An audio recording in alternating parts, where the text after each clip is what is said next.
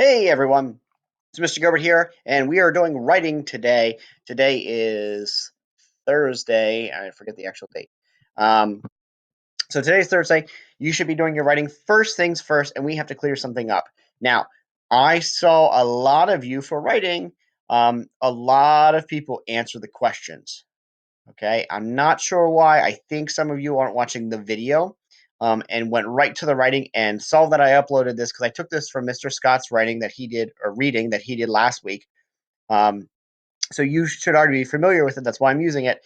But you should not be answering these questions for writing. You already did that. I want you to make sure that you're watching the video, and I'm going to put that right in the description, and then we're planning today. So today we are going to be reading or rereading Jake Drake Teacher's Pet by Andrew Clement. And the question we're going to be answering is, how did Drake help Miss Snaven? So this is a kind of a challenging one because it's in one sense we're doing a retell of the story, but in another sense we're also going to be providing actual ways that Jake Drake helped Miss Snaven. So as we're reading, I want you to be marking up the text if possible. You again can mark up the text in Seesaw. You can highlight things and use that, and then do your writing on a piece of paper, and then show me your writing by snapping a picture of it. Okay. Let's go ahead. Let's get started right away with Jake Drake, Teacher's Pet. And reminder: this is the question we're answering. How did Jake Drake help Miss Snaven? Let me get my handy dandy highlighter up here, and here we. Oh, technical error. The highlighter's not moving. Let's see if we can get it off, and we'll just ignore that for now. There we go. Okay, never mind. It froze on us. When I was in third grade, we got 5 new computers in our classroom. Miss Snaven was my third grade teacher, and she acted like computers were scary, especially the new ones. She always needed to look at an how-to book and the computer at the same time. Even then, she got mixed up a lot. Then she had to call Mrs. Reed, the librarian, to come and show her what to do. So it was Monday morning in May, and Mrs. Snaven was sitting in the front of a new computer at the back of the room. She was confused about a program that we were supposed to use for a math project. My desk was near the computers, and I was watching her. Miss Snaven looked at the screen, and then she looked at this book, and then back at the screen again. Then she shook her head and let out a big, oh, sigh. I could tell that she was almost ready to call Mrs. Reed. Whoops. Get out of there. There we go. I've always liked computers, and I know how to do some stuff with them. Like turn them on and open programs, play games, type and make drawings and build web pages, stuff like that. So I got up from my desk, pointed at the screen, pointed to the screen, and said, Mrs. Snaven, if you double click on that thing right there, then the program will start running. And then you click on this, and that opens up the part about the number lines. So Miss Snaven did what I told her, and the program ended up running because that's the way it works, and anybody knows that. Except Miss Snaven. Sorry, the cat is in the background again, causing ridiculous things to happen. When the program started playing with this stupid music, Miss Snaven smiled, this huge smile at me, and said, Jake, you're wonderful. And then she said it too loud, way too loud. She said it so loud that every kid in the classroom stopped and turned and looked at us, just in time to see Miss Snaven pat me on the top of my head like I was a nice little poodle or something, and a bear's poodle with a bright red face. So I mumbled something like, it was nothing, which was a mistake because right away she said, but you're wrong, Jake. I get so mixed up when I work on these new computers, and to think that all along I had such a wonderful expert right here in my classroom and I didn't even know it. From now on, you're going to be my special little helper. Ooh. I sat down fast before she could pat me on the head again. But the worst part hadn't happened yet because Miss Snaven walked to the front of the room and said, Class, if any of you has trouble with the computers during math time this afternoon, just ask Jake what to do. Here's my special helper. By this time, my face was so red that I felt my ears start to get hot. Ugh, ever been like that? Me too. I kept my eyes on the desk, but even so, I knew everyone in the room was looking at me. And I was waiting for something to start and I was just waiting for someone to start making fun of me, especially the kids who know tons about computers more than I do, like Ben or Shelly Orcutt. She's the biggest computer brain in our whole school.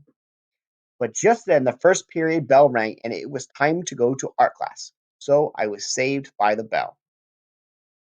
Okay, friends, let's go back. Let's take a look at the question we're answering. The question is, how did Jake help Snaven? This is a little bit more tricky because there is one real way that he helps her, but you kind of have to think through the process here. So I want you to go back, find 3 ways that Jake helps Miss Snaven.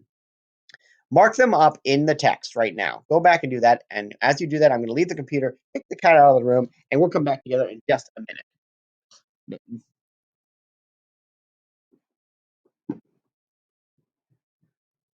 Sorry for messing up your video, everyone.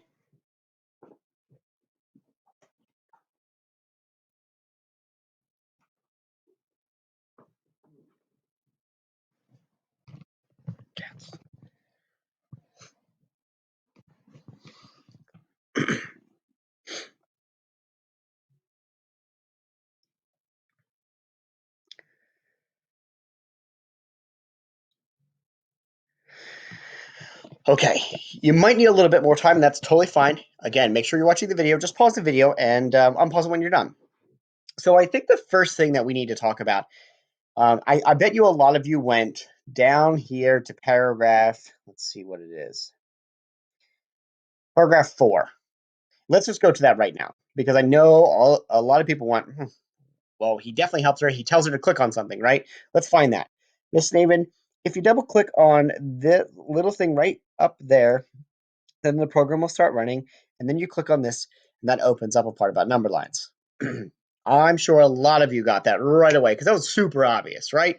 But I want to make sure that you're thinking a little bit outside the box here, and that's why I kind of like this prompt because it allows us to really, really flex our minds and think about stuff that's kind of in between the lines, right? Almost like an inference in this case.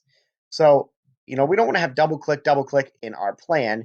That's definitely part of our plan here. We can add, but sorry, now Jovi's outside there.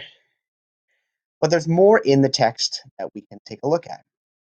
So think to yourself right now.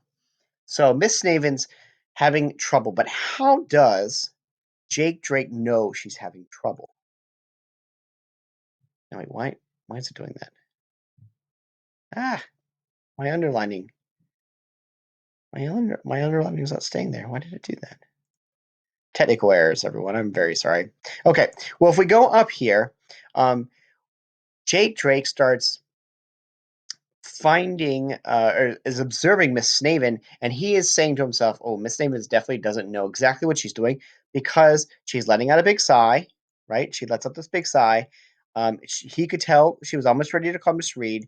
Miss Snaven's looking at the screen, and then she looked back at the book, right? Because she's looking at a book when she's confused. But we can take all this evidence right here, and this could be our very first bullet point. Jake Drake is observing Miss Snaven. So that's definitely something we would put in. And then we can go on, of course, to the double clicking and saying, oh, you need to do this, this, and this. All right. What about another? Why in the world? I don't know if you guys can see it, but every time I scroll, my evidence is now moving, and that shouldn't be happening. Okay, let's go down to my last reason. I'm not sure why it's happening right now for us, but if we take a look down in our text, I think the last part is we actually want to kind of use this as a retell. Let me change the color so you know what I'm actually highlighting here.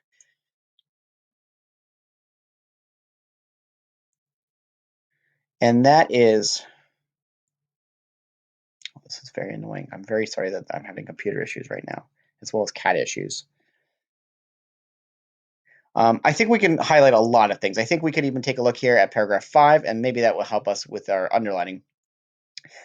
Miss Snaven did what I told her to, and the program started running. And then everyone's happy. She's happy because she gets the computer working.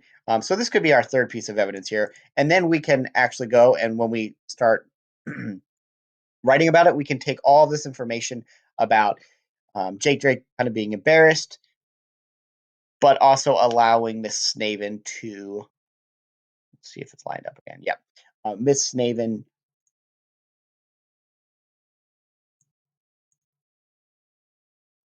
allowing Miss Snaven to actually get the computer to work. Sorry, guys. I'm really apologizing with the technical errors here on the computer screen. So let's go over to your plan. Let's plug these into your plan right now. And why don't you leave a space in between your first, second, and third way that Jake Drake helps Miss Snaven, and we'll go back and add those in. So I'll add in mine in while you add yours.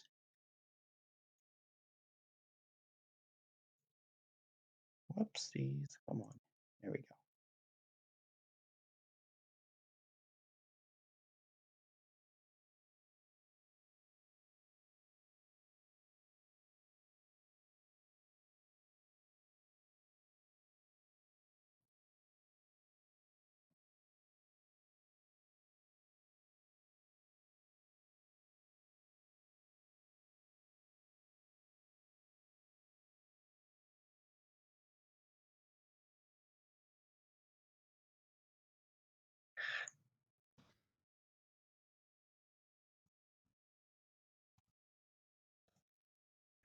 Okay, so at this point, I have my plan done. If you need more time, just pause it.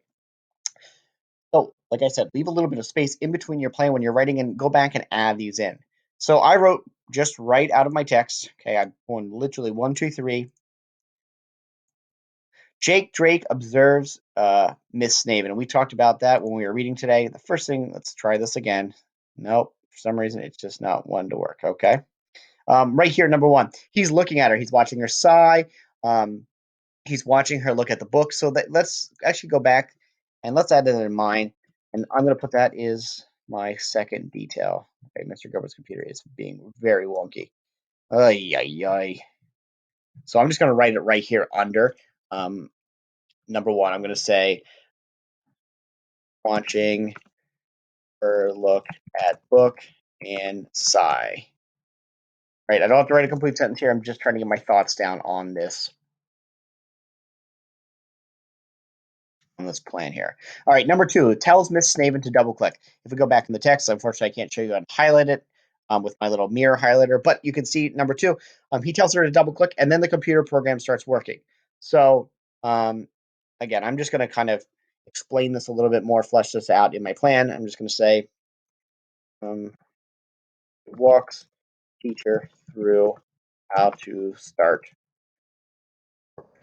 Right, he's walking her through how to get started with the program, and then let's see if we can make our plan a little bit neater there. Here we go. Number 3, gets computer working. And I think this is the part where I kind of want to start wrapping up my writing when I'm thinking about everything. And if I can hop back here and show you without it moving, which it's not going to allow me to. He's embarrassed. So I'm going to put something about Jake Drake being embarrassed in here. So I'm going to say Jake Drake is embarrassed. And I'm going to add embarrassed in there because, again, it's called Teacher's Pet. We want to add something in our writing about that, especially to conclude it, because that's a big portion of our writing. So when we're writing tomorrow and stretching this out, we are going to answer the question, how did Jake Drake help Snaven? And then we'll go through these, stretching each one out. Okay, guys, if you have any questions, please go ahead and shoot me a text, an email, get in touch with me somehow. Hope you all have a great day, and make sure that you're doing the plan before you're writing, and watch the video. Bye, everyone.